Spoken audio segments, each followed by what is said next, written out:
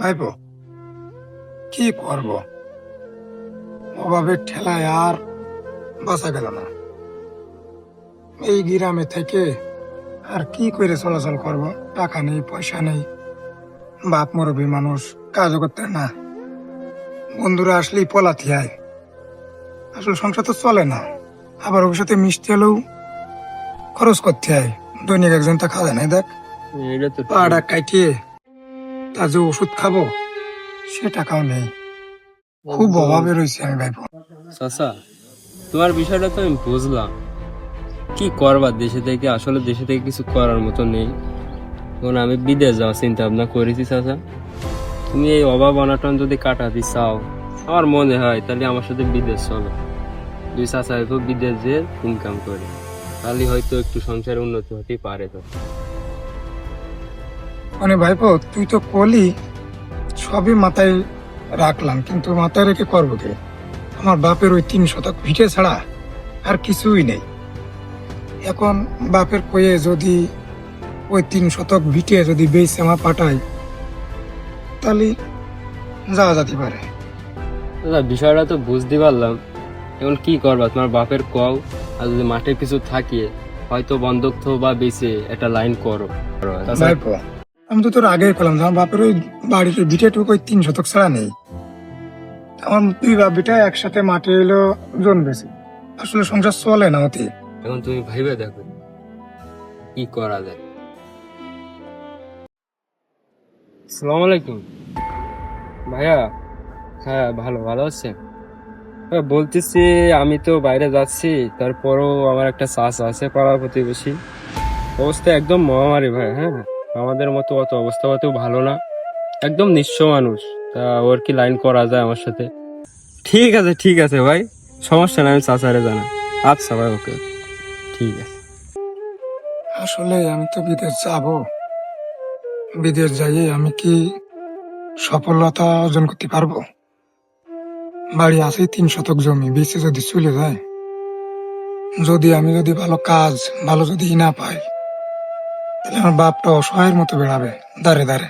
আসলে আমার মাটা যদি বেঁচে থাকতো, তাই আজকে আমার সব কষ্ট আমার মাই বুঝতো। আমার বাপের কি করে বুঝবো আমি যে আমার কষ্টটা? পলায় পলায় থাকা যায় না, অভাবের ঠেলায়। না, যাই যাই দেখি।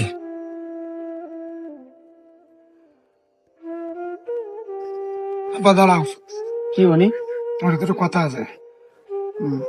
করছি এভাবে তো আর সংসার চলে না। এই দুই ভাবিটা জন বেশি হয় না, তাই বিদেশ যাচ্ছে চাচ্ছি।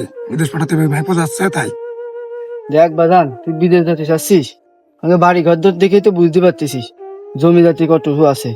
3 শতক জমি আছে, ওটিক বেচলি আমার আর কিচ্ছু থাকবেন না। আর বিটে বাড়ি কিচ্ছু না থাকলে আমি কনে থাকবানে? গাছতলায় থাকতে হবে না আমার। আমি অত কিছু শুনতে যাচ্ছি না। বিদেশ আব্বা আমি যাবো, পাঠাতে হবে। ওই 3 শতক জমি তুমি বেচো, ওই ভাইপোর সাথে আমি বিদেশ যাব। এই দেখো, এই এক জামা আজ মানে 5 বছর ধরে পরতেছি। এই মানুষের মধ্যে আমি আর যাইতে পারছি না, লোকজন দেখলে আমি পলাই।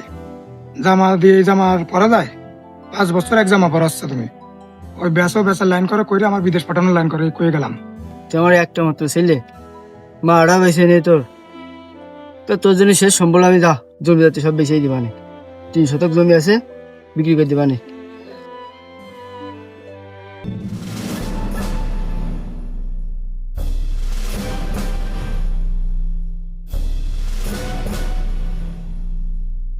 চাচা, এই যে কি করতেছ এখন? রেস্টুরেন্ট টাইম, এখন তুমি কাজ করতেছ, বিষয়টা বুঝলাম। ভাইপো, তুমি যাও, আমি রেস্ট নেবো বনাই। আমার সংসারের প্রতি তো তুমি সবই জানো। ভিটে ঢুকছো তাও কি চাই বিদেশ আছি, আমি রেস্ট নেবো না। সব ঠিক আছে, তারপরও না, শরীরে তো একটা ক্লান্তি আছে, তাই না? একটা রেস্ট আছে, না শরীর একটু রেস্ট নিতে তো হবে। ক্লান্তি থাকবো, আমি যদি মরেও যাই বিদেশের মাটিতে মরবো ভাইপো, কিন্তু আমার রেস্ট নেওয়ার কায়দা নেই। আচ্ছা, আমার সব ঠিক বাপটা আছে। ঝুপড়ির মধ্যে থাকতেছে। তুমি চলো, 10 মিনিট রেস্ট করে কিছু খাওয়া দাওয়া করে তুমি আবার ডিউটি করে না, সমস্যা নেই। চলো কিছু রেস্ট করতে, কাজ বাদ দেওয়া। চলো। চলো।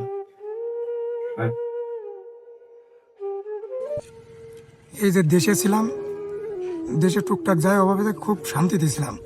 এই যে বিদেশ এসে কত কষ্ট করে মাথার ঘাম পায়ে ফেলে এই যে টাকা ইনকাম করতেছি, আসলে আমি এক বিদেশ না আসলে বুঝতে পারতাম না।